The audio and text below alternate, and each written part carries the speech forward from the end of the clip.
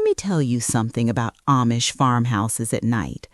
When the lanterns are out and the horses are settled and the last prayer has been whispered into the dark, the walls do something strange.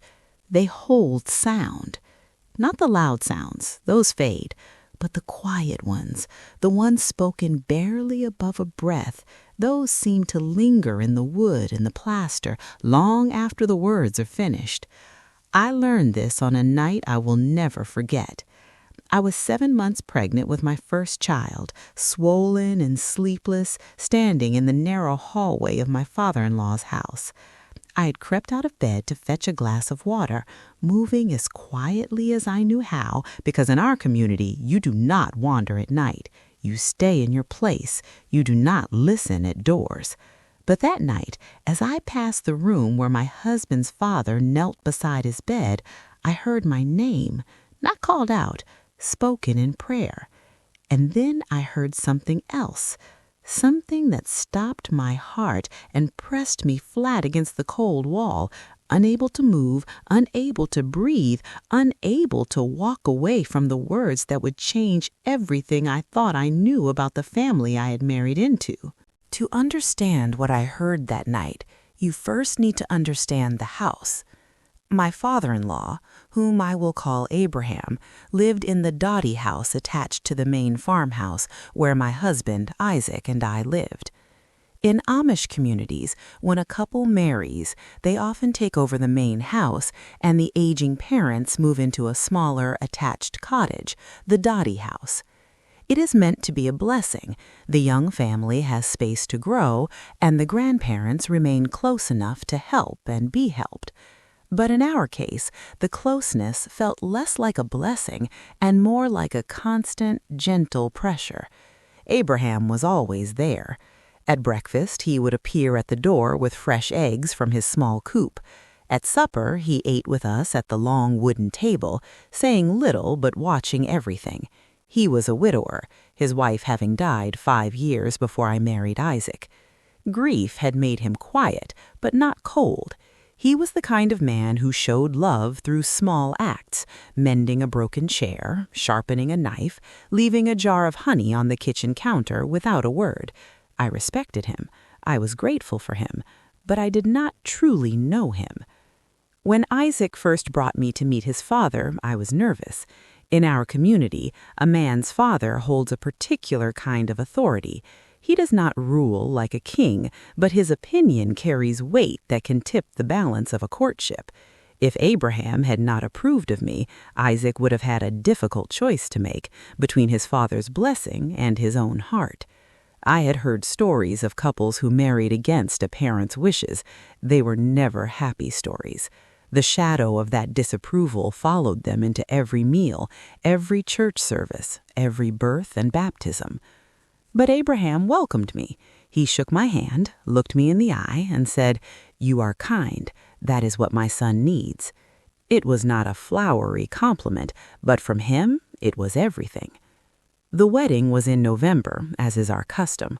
We moved into the main house the following week, and Abraham came through the connecting door every morning at dawn.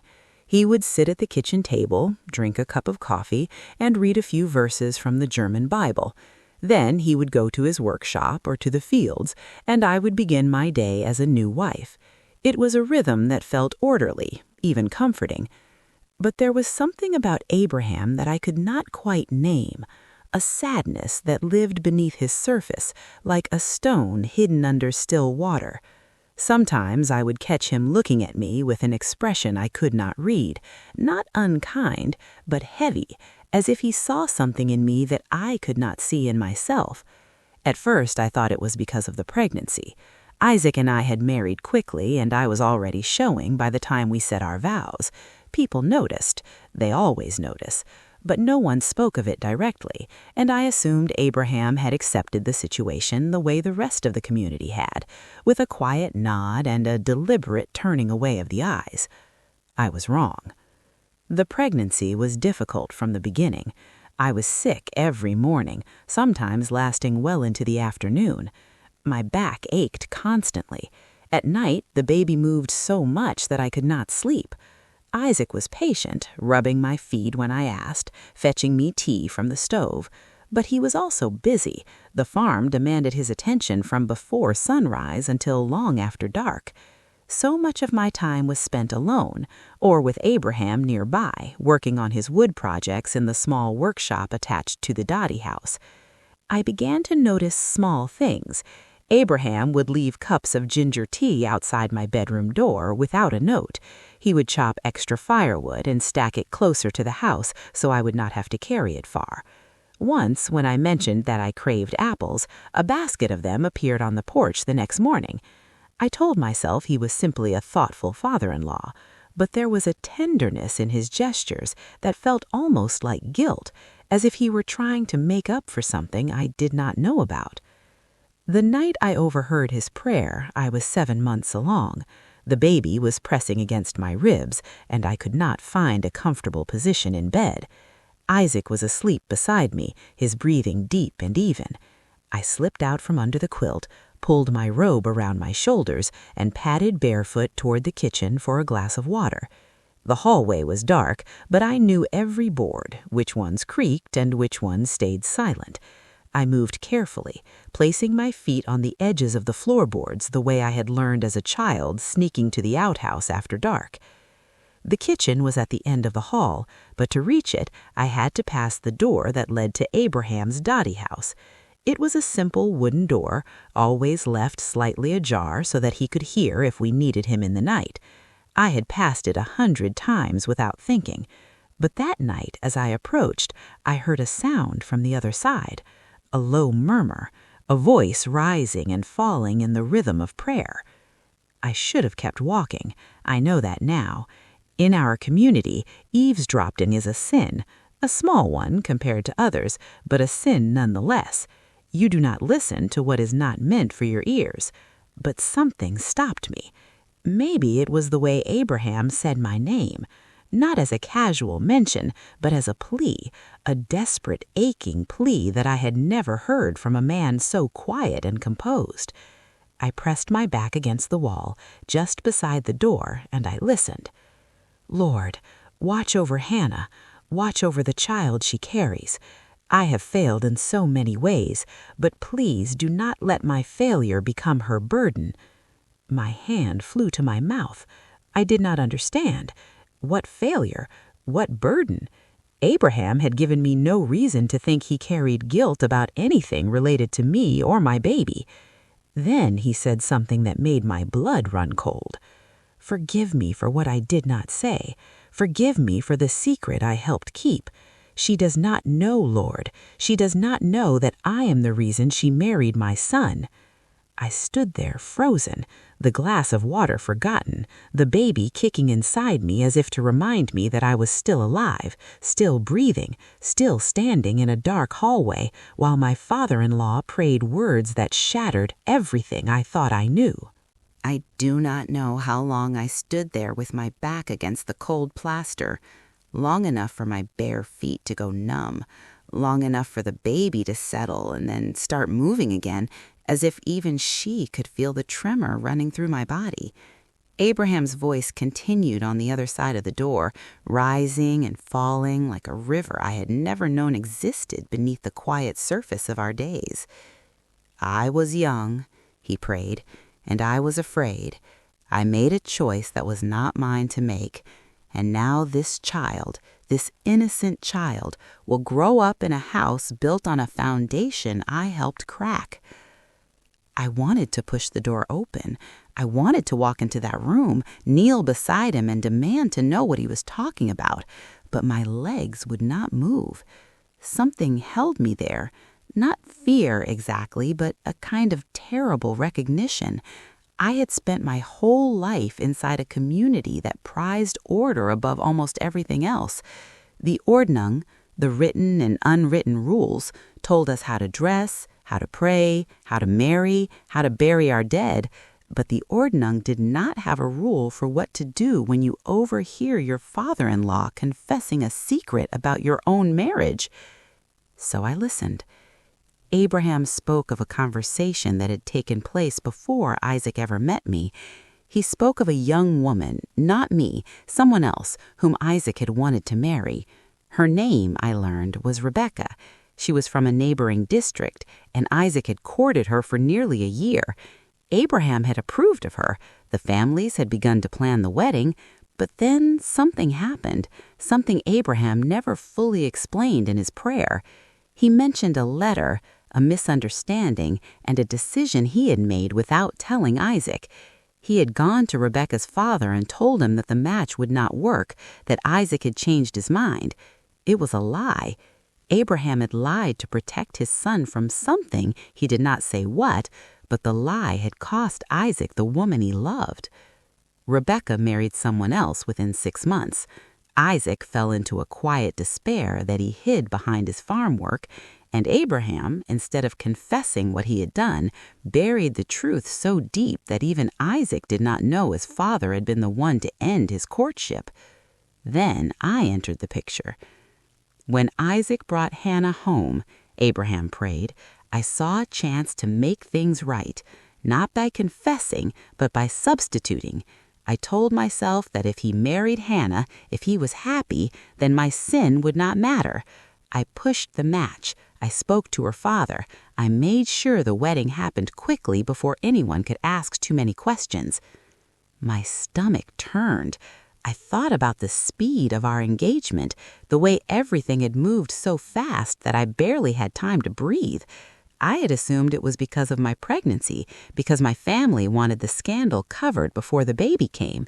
But now I understood that Abraham had been working behind the scenes, greasing the wheels of a marriage that might otherwise have taken months or might never have happened at all. And now she carries a child that is not my son's, he prayed, his voice breaking. I do not know whose it is. I have not asked. But I see the way she looks at Isaac, grateful but not in love, and I know that I am the reason she is here, in this house, living a life she did not choose.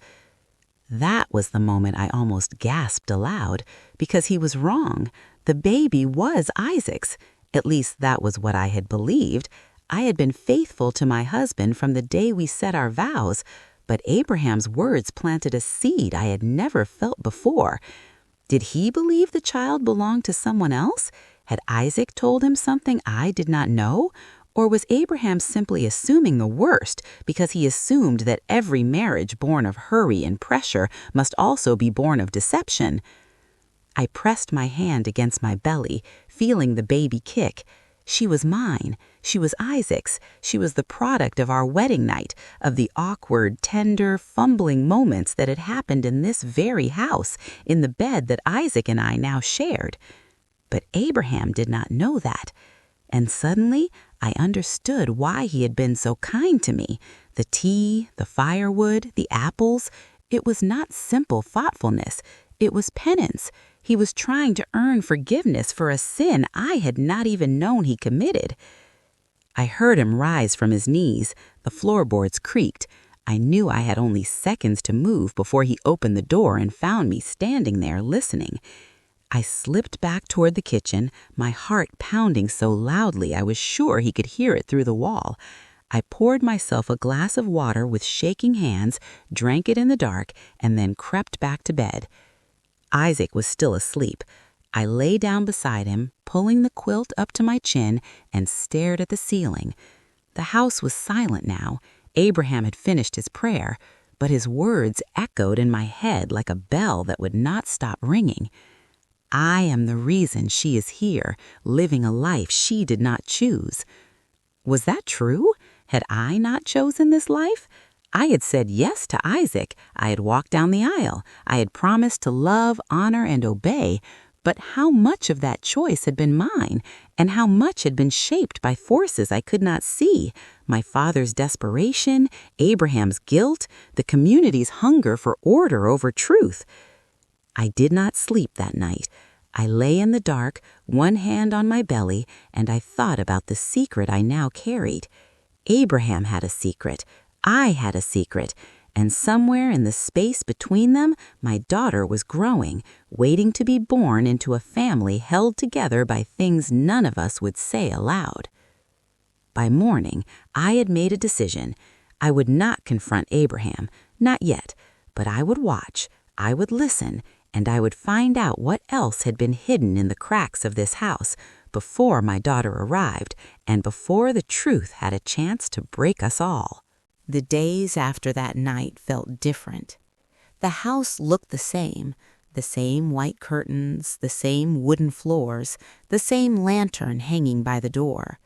But I saw everything through a new lens.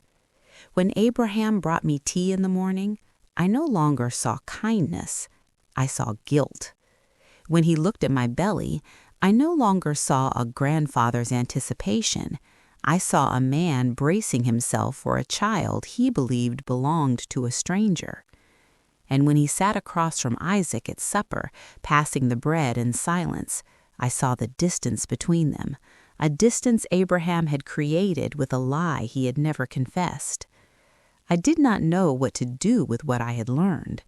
In the Amish community, there are protocols for almost everything. If a husband sins against his wife, the ministers intervene. If a child disobeys a parent, the church counsels. But there is no protocol for a daughter-in-law who overhears her father-in-law confessing to a decades-old deception. I could not tell Isaac, not yet. What would I say? I was eavesdropping, and I heard your father say he destroyed your first courtship and pushed us together out of guilt. Isaac loved his father. He respected him. Dropping that truth into his lap would be like throwing a stone into still water. The ripples would never stop. So I kept the secret. I added it to the collection I was already carrying. The secret of my own past, the secret of how quickly my marriage had been arranged, the secret of the prayer I was never meant to hear. I told myself I was protecting Isaac. I told myself the truth would come out in God's time. But mostly I told myself that I was not ready to face what Abraham's confession meant about my own life. If he had pushed the match, how much of my marriage was real? Did Isaac truly love me, or had he been guided by his father's hand? Did I love Isaac, or had I simply been grateful to be rescued from the shame of being an unwed mother? These questions circled in my mind like flies around a wound, never landing, never leaving. The baby grew. My due date approached, and Abraham grew even more attentive, if that was possible. He built a cradle with his own hands, a beautiful thing, carved with roses and vines. He painted it white and placed it in the corner of our bedroom. He never said a word about whose child would sleep in it, but every time I looked at the cradle, I heard his voice in my head. She does not know that I am the reason she married my son. One afternoon, about 2 weeks before my daughter was born, Abraham asked if he could speak to me alone. Isaac was in the fields. The house was quiet. We sat at the kitchen table, cups of coffee between us, and Abraham looked at me with those heavy eyes. "Hannah," he said, "I have something I need to tell you." My heart stopped. This is it, I thought. He is going to confess. He is going to tell me about Rebecca, about the lie, about pushing the wedding. But he did not. "I know your pregnancy came early," he said carefully. "I know that there were circumstances before the wedding. I have never asked you about them, and I will not ask now, but I want you to know something." He paused, his hands wrapped around his coffee cup. "I love this child already, not because of blood, because of grace. Whatever happened before you came to this house, it does not matter to me. This child is my grandchild, and I will protect her with my life." I wanted to cry, not because his words were cruel. They were not. They were kind, even tender, but they were also blind. He was offering grace for a sin I had not committed, while hiding a sin he had. He was comforting me for a shame I did not carry, while carrying his own shame in silence. "Thank you, Abraham," I said. My voice was steady, but my hands were shaking under the table. "That means more than you know." He nodded and looked away, and I realized in that moment that he would never tell me the truth. He would take his secret to the grave. He would go on bringing me tea and building cradles and pretending that everything between us was simple and clean, and I would have to decide whether to let him. That night I lay awake again, Isaac's arm draped across my belly. The baby was kicking, restless. I put my hand over Isaac's hand and felt the two of them, husband and child, connected through me. And I thought about what marriage meant in our community. It was not about romantic love, not really. It was about covenant, a promise made before God and the church. Whatever Abraham had done, whatever lies he had told, Isaac and I had still chosen each other. Not perfectly, not freely maybe, but we had chosen. I thought about the prayer I had overheard. Abraham had said, "I am the reason she is here, living a life she did not choose." But was that true? Could any of us truly say we had chosen our lives freely? I had been pushed by shame and fear. Isaac had been pushed by his father's hidden hand. Abraham had been pushed by guilt and the desperate desire to fix something he had broken. We were all choosing, but we were choosing from within cages we had not built. I rolled over and pressed my face into Isaac's shoulder. He stirred but did not wake. And I made a decision. I would not confront Abraham. I would not tell Isaac, not yet, maybe not ever. But I would stop carrying the weight of Abraham's secret as if it were my own. It was his sin, his burden, his prayer. I had simply been standing in the hallway when he spoke it. My job was not to fix him. My job was to love my husband, to birth this child, and to build a life in this house that was honest enough for me to live in. Whatever walls had been cracked by Abraham's choices, I would not be the one to tear them down, but I would also not pretend they were not there. The baby came 2 weeks later, on a warm June morning. Abraham waited outside the door while I labored, and when the midwife placed my daughter in my arms, I heard him through the wall, praying again, his voice low and desperate. "Thank you, Lord. Thank you. Let me be worthy of this child. Let me be worthy of her." I held my daughter close and whispered something I had never said out loud before. "You are not his redemption," I told her. "You are your own." My daughter came into the world with a cry so sharp and loud that Abraham later told me he heard it in his workshop and fell to his knees. I named her Lydia. It was not a family name on either side. I chose it because it meant noble one, and I wanted her to grow up believing that nobility had nothing to do with bloodlines or secrets.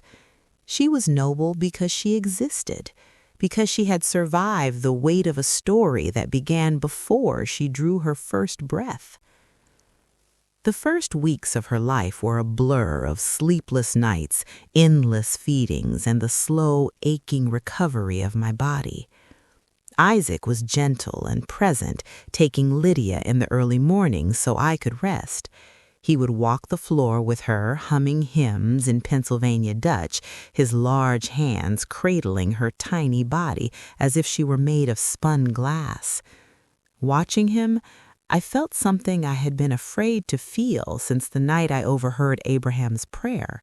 Love. Not gratitude, not relief. Love.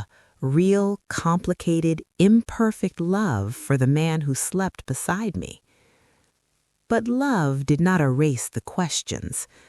I watched Abraham with Lydia.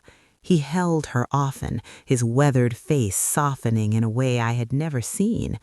He would talk to her in low murmurs, telling her about the horses and the garden and the way the snow looked on the fields in winter. He never mentioned blood.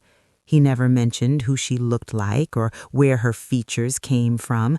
He simply loved her. And that love, I realized, was the most honest thing about him. But the secret sat between us like a third person in the room. Every time Abraham handed Lydia back to me, every time our eyes met across the supper table, I felt the weight of what I knew. He did not know that I knew. That was the strangest part. He went on bringing me tea, mending the fence, sharpening Isaac's tools, all the while believing that his guilt was hidden, that his prayer had dissolved into the darkness of that bedroom and been heard only by God. I began to ask myself a question I could not answer. What would happen if I told him I had heard? Some days I imagined confronting him gently, sitting beside him on the porch swing, handing him a cup of coffee and saying, "Abraham, I know about Rebecca. I know about the letter. I know you think you are the reason I married your son."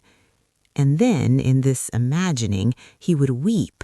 He would confess everything. He would ask Isaac for forgiveness, and Isaac would grant it, and we would all be healed by the balm of truth. But other days I knew better. In our community, truth does not always heal. Sometimes it shatters. Sometimes it destroys the fragile peace that people have spent years building. Abraham had lived with his secret for so long that it had become part of his bones.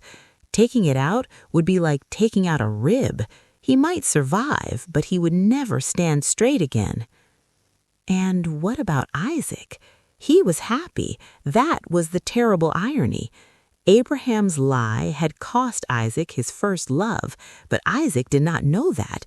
He believed Rebecca had simply chosen another man. He had mourned her, yes, but he had moved on. He had married me. He had a daughter. He had a farm that was thriving. Telling him the truth might free his father, but it would also steal something from Isaac, the belief that his life had unfolded the way it was supposed to, without manipulation, without hidden hands pulling strings behind the curtain. I decided, again, to say nothing. But keeping a secret changes you. It hollows out a space inside that nothing else can fill. I went through the motions of my days, feeding Lydia, washing clothes, cooking meals, but a part of me was always standing in that dark hallway, listening. I became hyper-aware of Abraham's every word, every glance, every pause. When he said, "The weather is turning," I heard, "I am afraid of what I have done."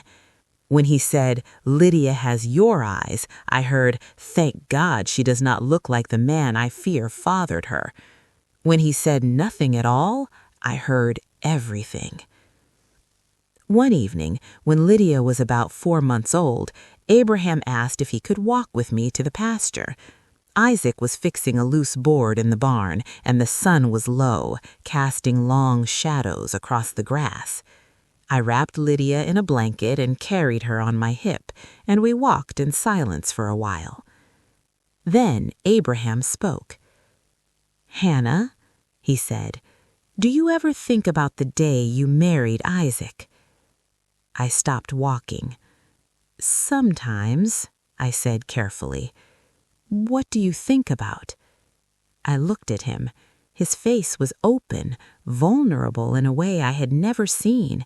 He was not testing me, he was asking, really asking, and I realized that this might be the closest he would ever come to confessing, not with words, but with a question that invited me to see his guilt reflected in my answer. I think about how fast it happened, how I barely had time to catch my breath. Abraham nodded slowly. "I pushed for that speed. Did you know?" My heart hammered. He was not confessing the lie about Rebecca, but he was admitting something. He was giving me a thread, and I could choose to pull it or leave it. "Why?" I asked. He looked down at his hands. "Because I was afraid," he said. "Afraid that if I gave you too much time to think, you might change your mind. And I wanted you in this family, Hannah. I wanted you here." "Because you wanted to fix your sin," I thought. "Because I was your redemption project, your chance to make up for what you did to Isaac and Rebecca." But I did not say that.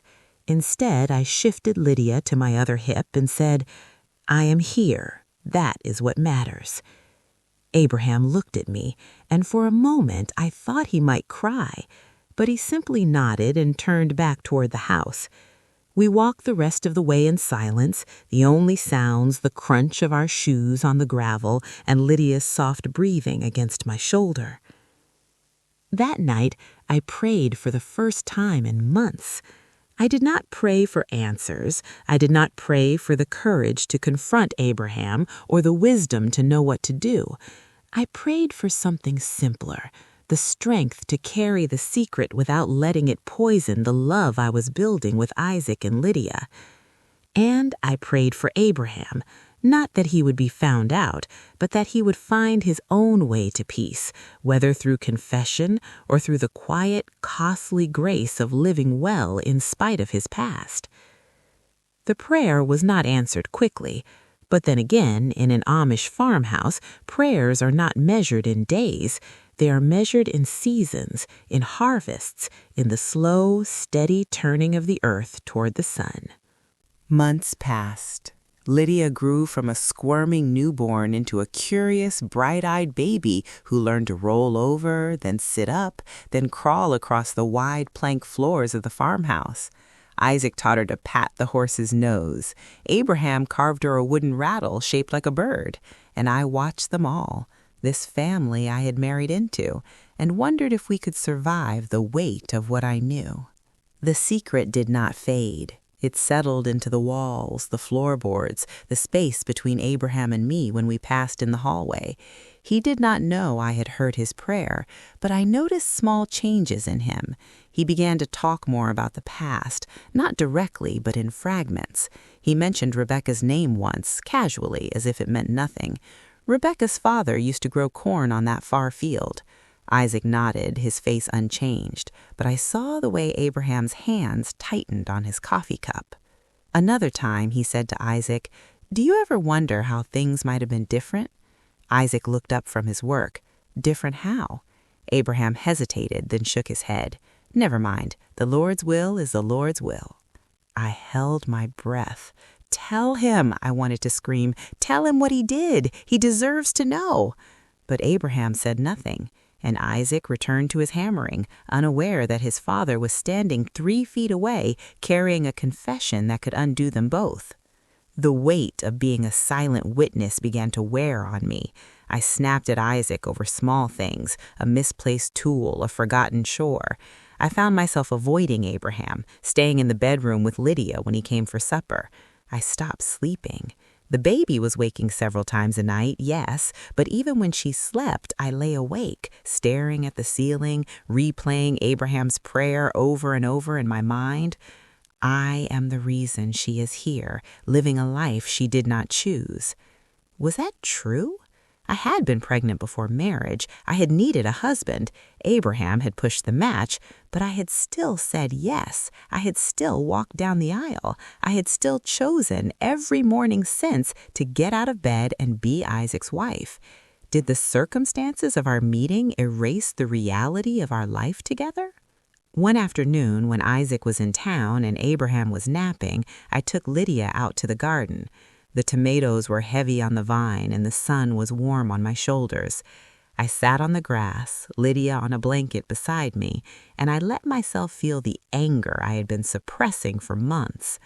I was angry at Abraham for his secret. I was angry at Isaac for not seeing what was right in front of him. I was angry at myself for being too afraid to speak.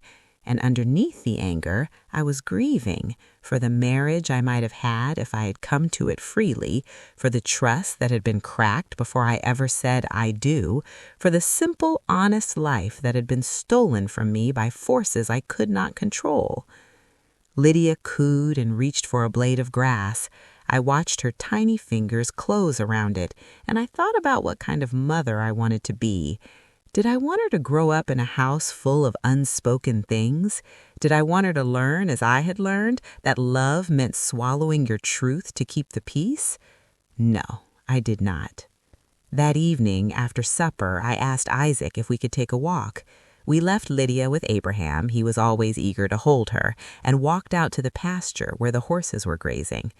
The sky was streaked with orange and pink, and the air smelled of hay and dust. "Isaac," I said, "do you trust your father?" He looked at me surprised. "Of course, he's my father. Why would you ask that?" I hesitated. The words were right there on the tip of my tongue. Because he lied to you, because he ended your courtship with Rebecca, because he pushed us together to ease his own guilt. But what came out was different. I just wonder sometimes if there are things about our marriage that we don't know, things that happened before we met. Isaac stopped walking. He turned to face me, his brow furrowed. "What are you talking about, Hannah?" I could have told him. I could have opened my mouth and let the truth spill out, but something held me back. Maybe it was fear, maybe it was love, maybe it was the realization that once words are spoken, they cannot be unspoken, and I was not ready to live in the aftermath. "I don't know," I said carefully. "I'm just tired. The baby, the sleepless nights. I think my mind is playing tricks on me." Isaac put his arm around my shoulders. "You're a good mother and a good wife. Whatever you're worried about, you can tell me. I'm here." I leaned into him, closed my eyes, and said nothing. That night, I lay beside Isaac, listening to the familiar creak of the house settling. Through the wall, I heard Abraham moving in his dowdy house. He was humming an old hymn, a one they sing at funerals. The sound was soft, almost mournful, and it drifted through the cracks in the plaster like a ghost. I thought about the prayer I had overheard. I thought about Abraham's hands carving the cradle. I thought about the way he looked at Lydia as if she were a second chance he hadn't earned. And I thought about the choice that lay before me. I could speak. I could tear down the wall of silence and let the truth flood in, knowing that it might destroy everything. Or I could stay silent. I could carry the secret like Abraham carried his and let it become a part of me, a hollow space that nothing else could fill.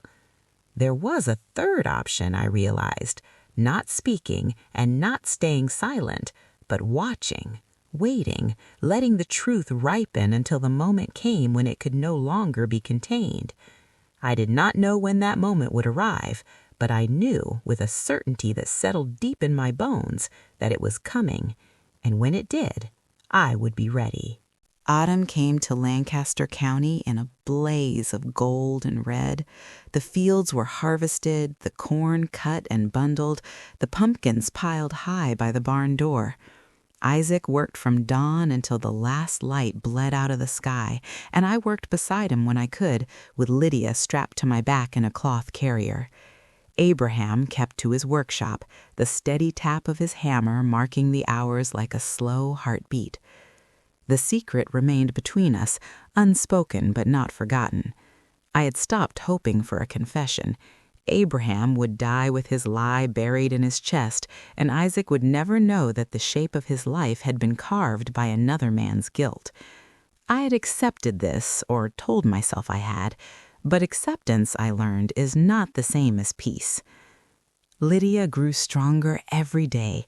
She pulled herself up on the furniture, then took her first wobbly steps across the kitchen floor. Isaac cheered. Abraham wept. I stood in the doorway and watched them both, and I felt something I could not name, a mix of love and grief, of gratitude and resentment, of hope and the quiet certainty that this happiness was built on ground that was not entirely solid. One evening, a letter arrived. It was rare for us to receive mail. Most communication in our district was word of mouth or a quick visit from a neighbor. But this letter had come through the official channel, passed from the bishop to the deacon to Abraham, who brought it to the supper table with an expression I could not read. "It's for you," he said, handing it to Isaac. Isaac unfolded the paper. I watched his face as he read, the way his jaw tightened and his eyes narrowed. When he finished, he folded the letter carefully and tucked it into his shirt pocket. "Who is it from?" I asked. "Rebecca," he said. "She's getting married. She wanted me to know." The name hung in the air like smoke. Abraham looked down at his plate. I looked at Isaac. He seemed calm, but I knew him well enough by then to see the small tremor in his hands. "That was kind of her," I said. Isaac nodded. "We were friends once, before she married the first time. I suppose she thought I would want to hear it from her directly." Abraham said nothing. He pushed his food around his plate, and I saw the guilt crawling across his face like a shadow. He knew that Isaac might have been the one marrying Rebecca, if not for the lie he had told decades ago. And now he had to sit at this table across from his son and pretend that he was simply an old man eating his supper. That night, after Isaac had fallen asleep, I went to the kitchen. I was not thirsty, I was not hungry. I simply could not lie still another moment. I sat at the table in the dark, my hands folded in front of me, and I prayed. Lord, what do I do? No answer came, but as I sat there, I heard a sound from Abraham's side of the house, not a prayer this time, a sob, low and muffled, as if he had pressed his face into his pillow to hide it. I closed my eyes. I thought about the man on the other side of that wall. He was not evil. He was not cruel. He was a man who had made a terrible choice when he was young and then spent decades trying to outrun the consequences.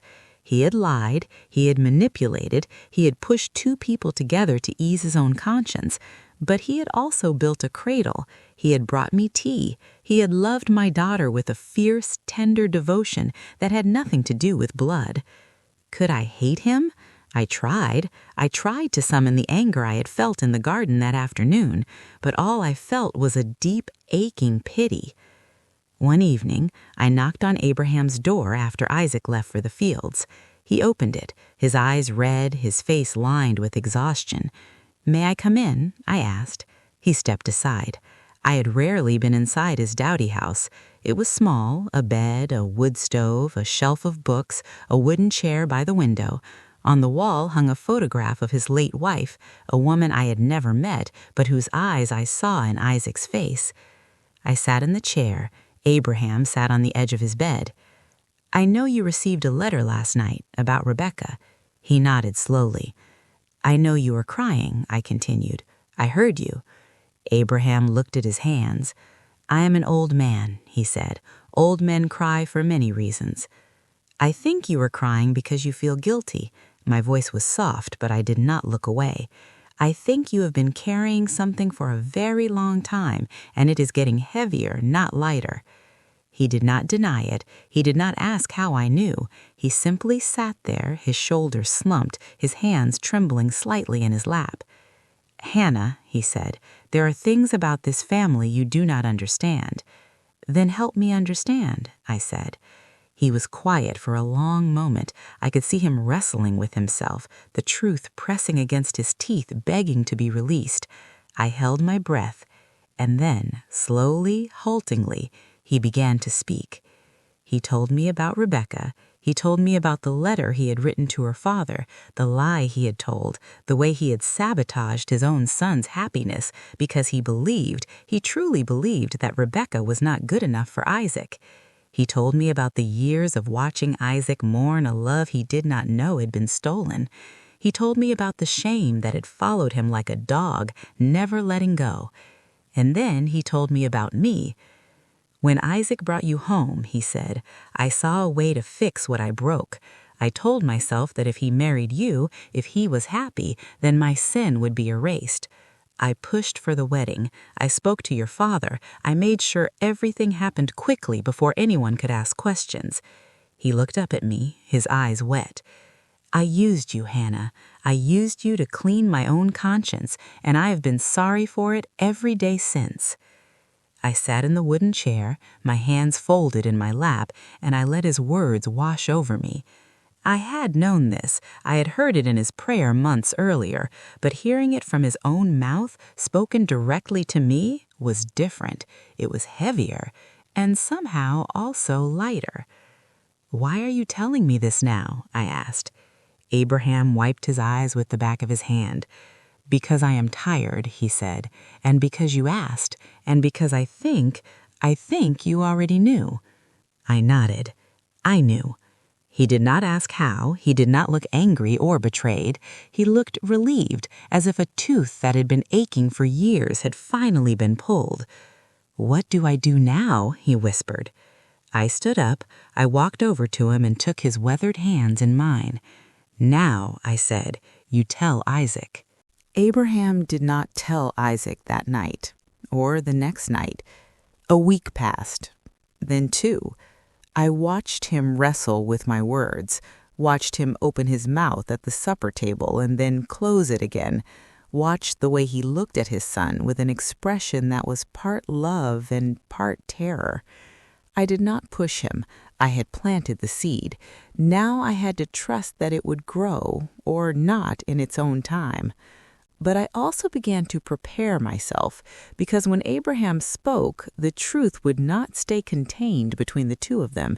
It would spill over into my marriage, into my daughter's future, into every corner of the life we had built. I needed to decide, before that moment came, who I wanted to be when the walls fell down. I thought about leaving, not the farm, but the secret. I could tell Isaac myself before Abraham found the courage. I could sit him down, take his hands, and say, "Your father has something to confess, and I have known about it for months." But that felt like a betrayal of a different kind. Abraham had come to me in his dowdy house. He had opened a door he had kept locked for decades. If I walked through it without him, I would be stealing something from him, the chance to set down his burden with his own hands. So I waited. The opportunity came on a Sunday afternoon. The church service had been held at a neighboring farm, and we had returned home in the buggy, Lydia asleep on my lap. Isaac unharnessed the horse while Abraham and I carried food into the house. The day was warm, and the windows were open, letting in the sound of cicadas and the distant lowing of cattle. Abraham looked at me across the kitchen. His face was pale, but his jaw was set. "Today," he said. "I'll tell him today." I nodded. "Do you want me to be there?" He thought for a moment. "Yes and no. I think I need to speak to him alone first, but after that you should come. He will have questions I cannot answer." I understood. The questions would be about me, about whether I had known, about why I had stayed silent, about what this meant for our marriage. Abraham could not answer those, only I could. Isaac came in from the barn, wiping his hands on a rag. He looked from Abraham to me, sensing something in the air. "What's wrong?" "Nothing is wrong," Abraham said, "but I need to talk to you, out back, on the porch." Isaac glanced at me. I gave him a small nod. He shrugged and followed his father outside. I stood at the kitchen window, Lydia still sleeping in my arms, and watched them settle into the 2 wooden rockers on the porch. Abraham was speaking, his head bowed. Isaac was listening, his body still. I could not hear the words. The cicadas were too loud and the glass muffled everything, but I could see the shape of the conversation. Abraham's hands moving, reaching out, then falling back. Isaac's posture shifting from confusion to disbelief to something darker. At one point, Isaac stood up. He walked to the edge of the porch and stood with his back to his father, his hands on his hips. I saw his shoulders shake.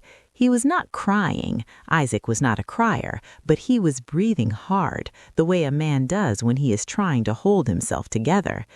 Abraham stayed in his rocker, his head in his hands. I turned away from the window. I could not watch any more. I carried Lydia to her crib, laid her down gently, and then I sat on the edge of my bed and waited. The minutes stretched into what felt like hours. The sun moved across the floor. A fly buzzed against the window pane.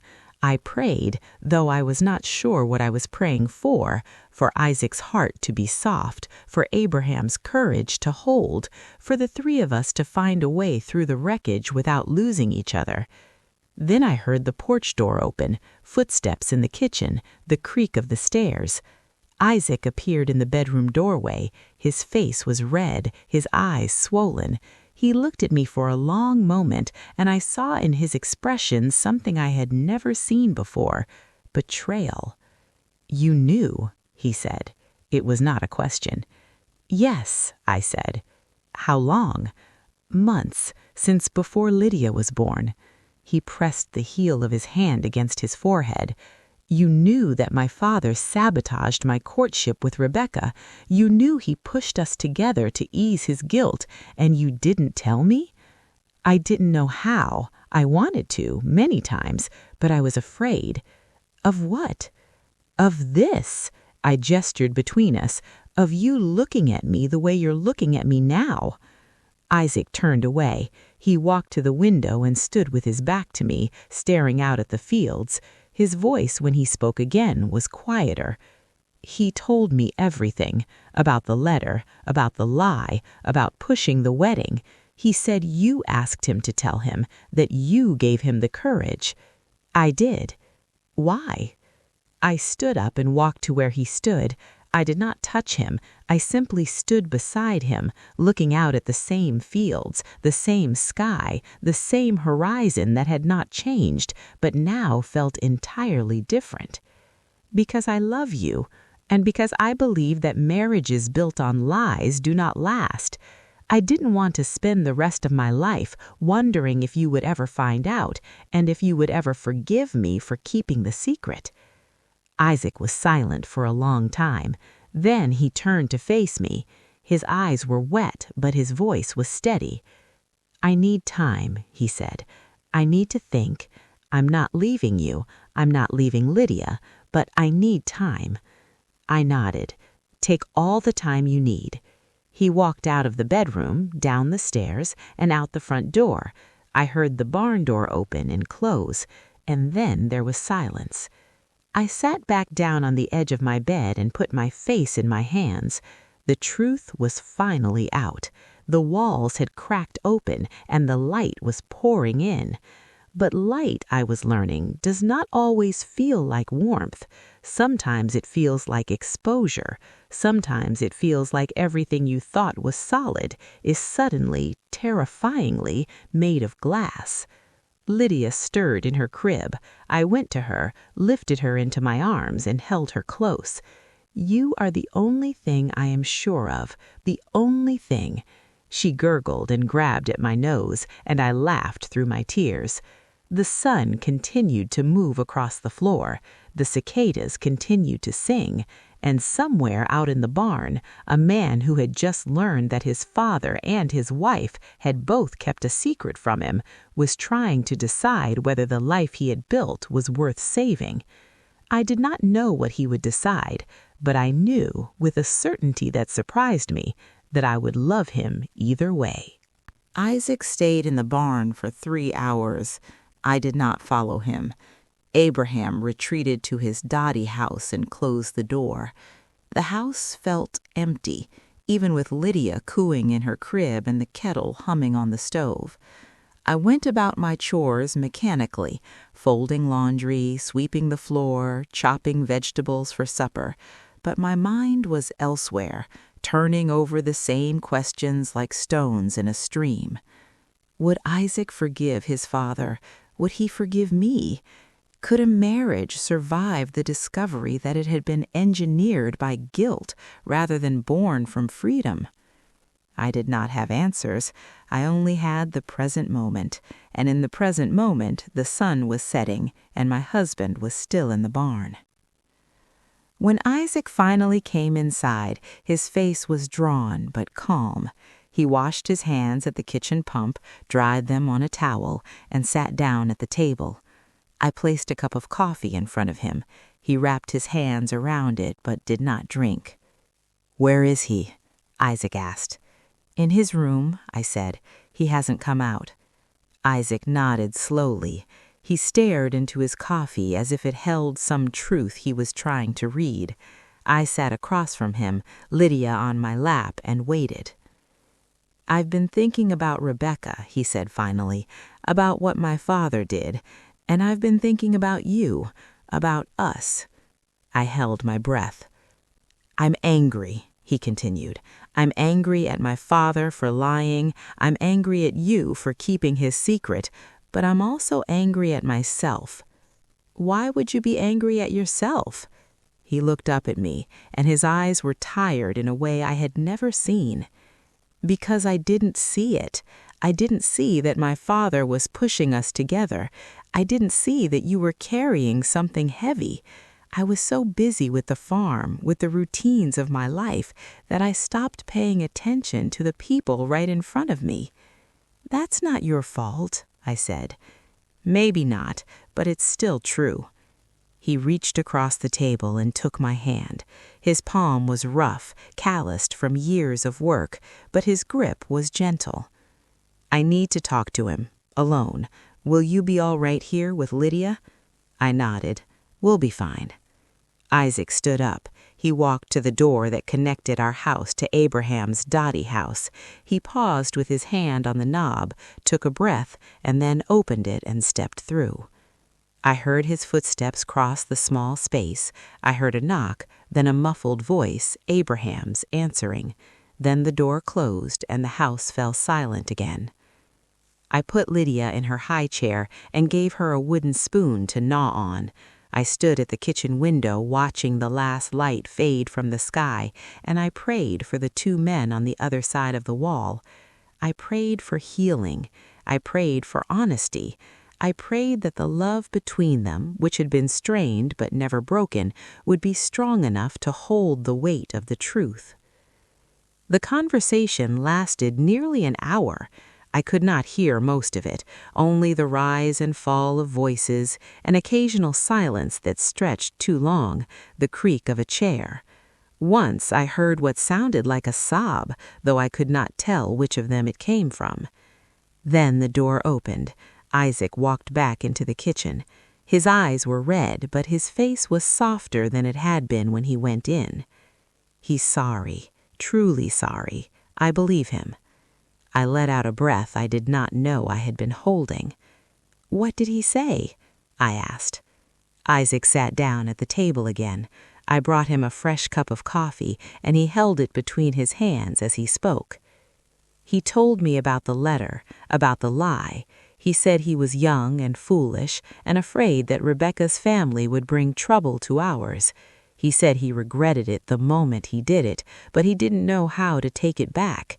And then, as the years passed, it got harder and harder to confess. He buried it so deep that he almost convinced himself it hadn't happened." "But he never forgot," I said. "No, he never forgot." Isaac looked at me.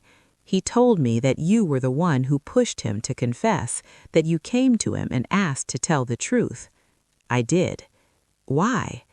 "Because I couldn't carry his secret anymore, and because I believed that you deserved to know, even if it hurt, even if it changed things between us." Isaac was quiet for a moment. Then he said, "It does change things, but maybe not in the way you think." I waited. "I've always wondered why my father was so eager for us to marry. I thought he just liked you, and he does like you, but now I understand that there was more to it. He was trying to fix himself through us." He shook his head. "That's not fair to you. It's not fair to me." "No," I agreed, "it's not." "But here's what I keep coming back to," Isaac continued. "Even if my father pushed us together, even if the match was arranged faster than it should have been, the life we've built since then is real. The love I feel for you is real. Lydia is real. I cannot pretend that our marriage was a mistake just because it started in a complicated way." I felt tears prick my eyes. "You mean that?" "I mean it." He reached across the table and took my hands. His palm was rough, calloused from years of work, but his grip was gentle. "I'm not saying I've forgiven my father yet. That will take time. And I'm not saying I'm not hurt that you kept this from me. That will take time too. But I am saying that I don't want to lose what we have, you and me and Lydia, this family." I squeezed his hands. "I don't want to lose it either." We sat like that for a long moment, holding each other's hands across the table, the way we had on our wedding night when everything was uncertain and new. The silence between us was different now, not heavy with secrets, but soft with something that felt like the beginning of healing. Abraham did not come to supper that night. Isaac brought him a plate, and I heard them exchange a few quiet words at the door. When Isaac returned, he sat down across from me, and we ate together, Lydia babbling between us. It was not a perfect meal. The air was still thick with things unsaid, with wounds that would take time to close, but it was a meal shared by people who had chosen, against all odds, to stay at the table. That night, after Lydia was asleep, Isaac and I lay in bed facing each other. He reached out and traced the line of my jaw with his finger. "Thank you," he said. "For what?" "For not running away, for staying, for pushing my father to tell the truth even though it was hard." I put my hand over his. "I stayed because I love you, and because I believe that truth, even painful truth, is better than a beautiful lie." Isaac pulled me close, and we lay there in the dark, wrapped around each other like two trees whose roots had grown together over time. The house creaked around us, the wind moved through the fields, and somewhere on the other side of the wall, Abraham was kneeling beside his bed, praying, not for forgiveness this time, I thought, but for the strength to live into the second chance he had been given. I closed my eyes and let sleep take me. The healing had begun. Healing, I learned, does not arrive in a single moment. It is not a door that swings open and stays open. It is more like farming, slow, patient, dependent on weather and season, and the stubborn hope that what you plant will eventually grow. In the weeks after Abraham's confession, our household moved through the rhythms of life while carrying something new, the awkward, tender work of rebuilding trust. Abraham ate with us again, but the meals were quieter than before. He spoke less, watched more. He no longer brought me tea without being asked, not out of coldness, I think, but out of a newfound respect for boundaries. He was learning, slowly, that love cannot be performed as penance. It must be offered freely without expectation of return. Isaac was different, too. He was not cruel to his father, that was not in his nature, but he kept a distance that had never been there before. He stopped lingering at the supper table after the meal was finished. He stopped asking Abraham for advice about the farm. He was polite, even kind, but the warmth that had once passed between them had been replaced by something cooler, more cautious. I watched this distance grow and wondered if it would ever close. Forgiveness, in our Amish tradition, is not optional. We are taught to forgive as Christ forgave, fully, freely, without reservation. But knowing that and living it are two different things. Isaac knew he was supposed to forgive his father. His head understood, but his heart was still bleeding, and wounds cannot be healed by command. One evening, about a month after the confession, I found Abraham sitting alone in the barn. He was not working. He was simply sitting on an overturned bucket, staring at the floor. The lantern beside him cast long shadows across the straw. "Abraham," I said softly, "are you all right?" He looked up. His face was thinner than I remembered, the lines deeper. "I don't know if he will ever forgive me," he said. "Isaac, my son. He looks at me like I am a stranger." I sat down on a bale of hay across from him. "He is hurting," I said, "but hurting does not mean he has stopped loving you." "Doesn't it?" "No. Love and hurt can exist in the same heart. You know that better than anyone." Abraham looked down at his hands.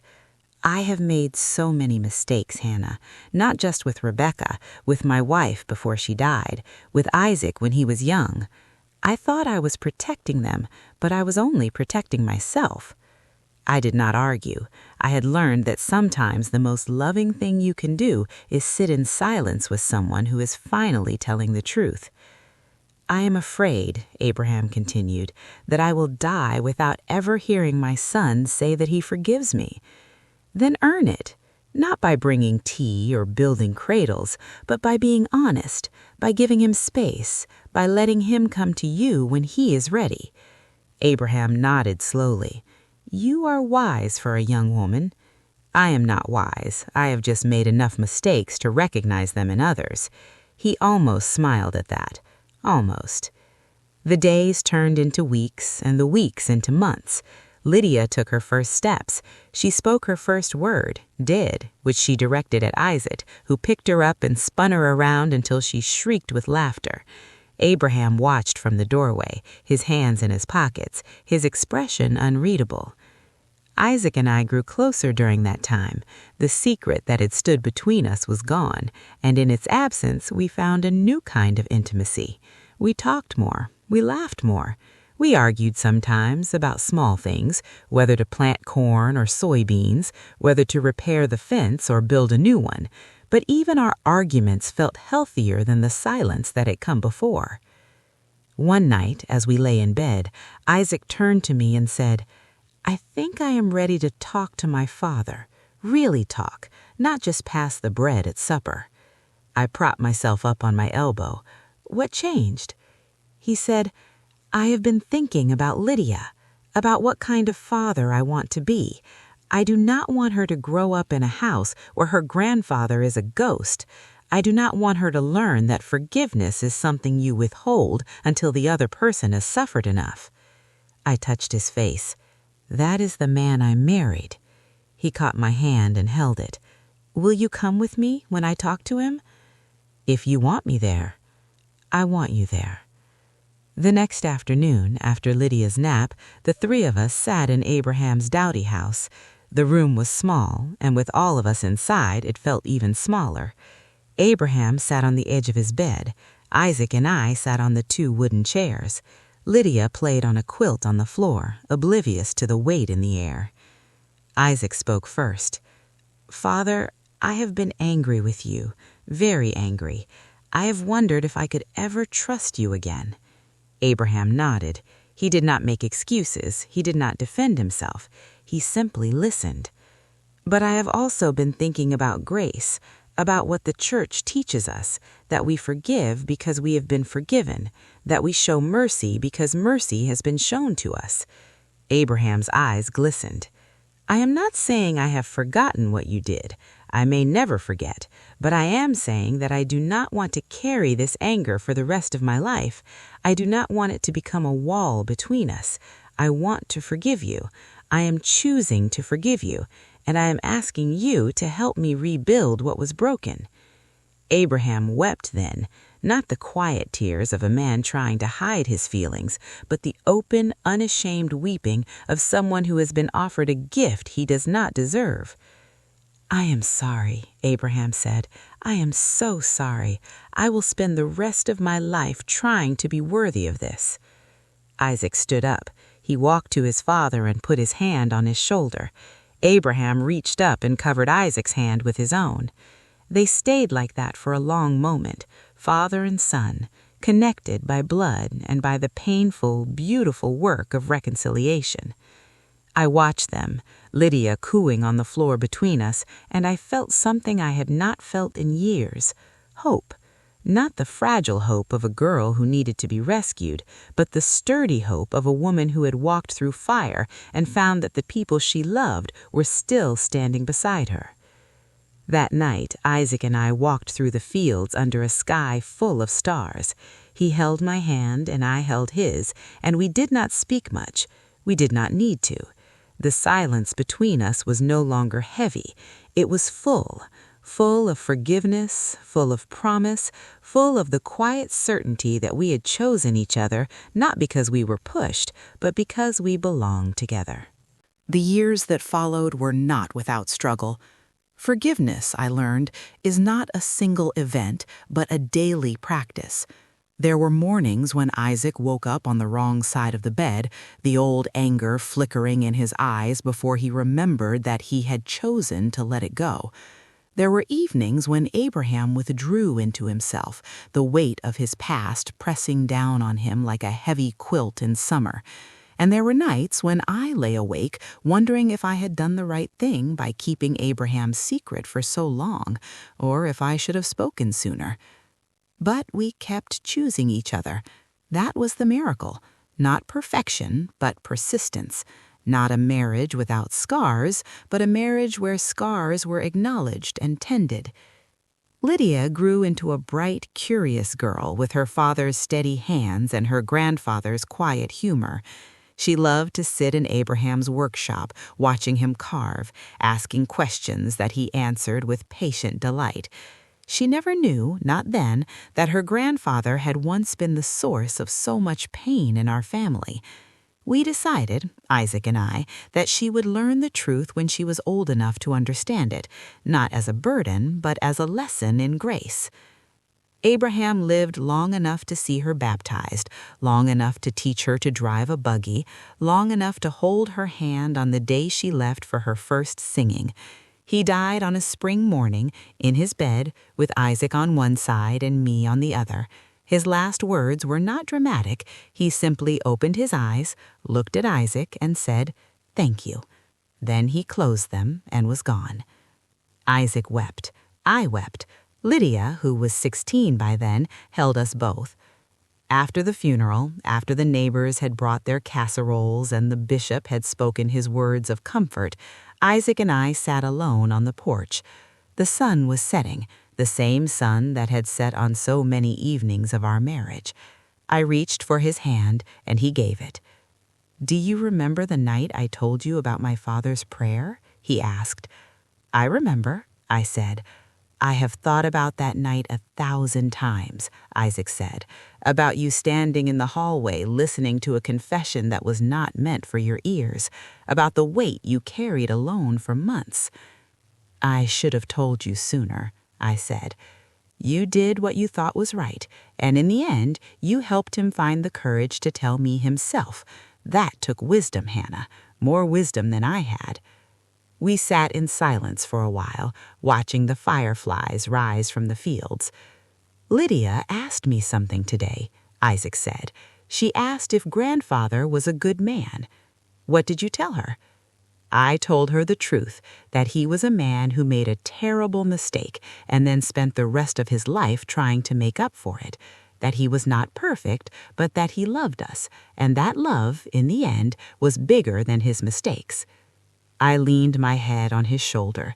"That is the truth," I said. That night, long after Isaac had fallen asleep, I walked through the quiet house. Lydia was in her room, dreaming. The kitchen was dark. And on impulse, I opened the door to Abraham's dotty house. It had not been touched since his death. His bed was still made. His Bible lay on the small table by the window. The photograph of his wife still hung on the wall. I sat down on the edge of his bed, the same bed where he had knelt to pray on the night I first heard his voice through the wall, and I thought about what I had learned from him.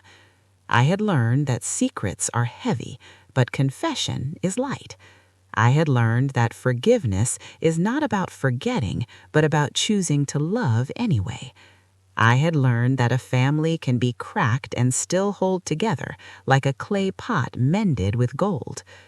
Most of all, I had learned that the prayers we overhear are sometimes meant for us, not as burdens, but as invitations, invitations to see the people we love as they truly are, broken, beautiful, and worthy of grace. I knelt beside Abraham's bed, the same place where he had knelt so many times, and I prayed my own prayer. "Lord, thank you for the night I could not sleep. Thank you for the thirst that sent me to the kitchen. Thank you for the hallway, the door, the words I was never meant to hear. That prayer cracked me open, but it also saved us. It brought the truth into the light. It gave Abraham a chance to confess. It gave Isaac a chance to forgive. It gave me a chance to become the woman I was always meant to be. Watch over Abraham now. Let him know that he is forgiven, not because he earned it, but because grace is not earned. It is given, freely, completely, the way you have always given it to us." I stayed there for a long time, my knees on the hard floor, my hands folded on the quilt. When I finally stood up, I felt lighter than I had in years. The secret that had once pressed against my ribs was gone. Abraham had taken it with him, and in his place was something I had not expected: peace. I walked back to my bedroom, slipped under the quilt beside Isaac, and closed my eyes. He turned in his sleep and put his arm around me, the way he had done 1,000 times before. I thought about the title of this story. I overheard my father-in-law praying for my unborn child. He didn't know I was listening. For so long, I thought that night was about Abraham, about his guilt, his secret, his desperate need for redemption. But now, at the end of this telling, I understand that it was also about me, about the woman I became because I stood in that hallway and listened. I became a wife who learned to speak the truth, even when it was hard. I became a mother who taught her daughter that love is stronger than shame. I became a daughter-in-law who helped a broken man find his way back to his son. And I became a storyteller, sitting here now sharing this with you because I believe that every family has a hallway, every family has a prayer whispered in the dark, and every family deserves the chance to let the light in. If you are carrying a secret tonight, your own or someone else's, I want you to know that you do not have to carry it forever. There is grace for the telling, there is healing for the hearing, and there is a God who listens to every prayer, even the ones we think no one else will ever hear. Thank you for staying with me through this story. If it touched you, please like this video. Leave me a comment. Tell me about a time when an overheard word changed your life. Subscribe if you haven't already. I have so many more stories to tell. I'm Hannah, and I am so glad you're here. The end.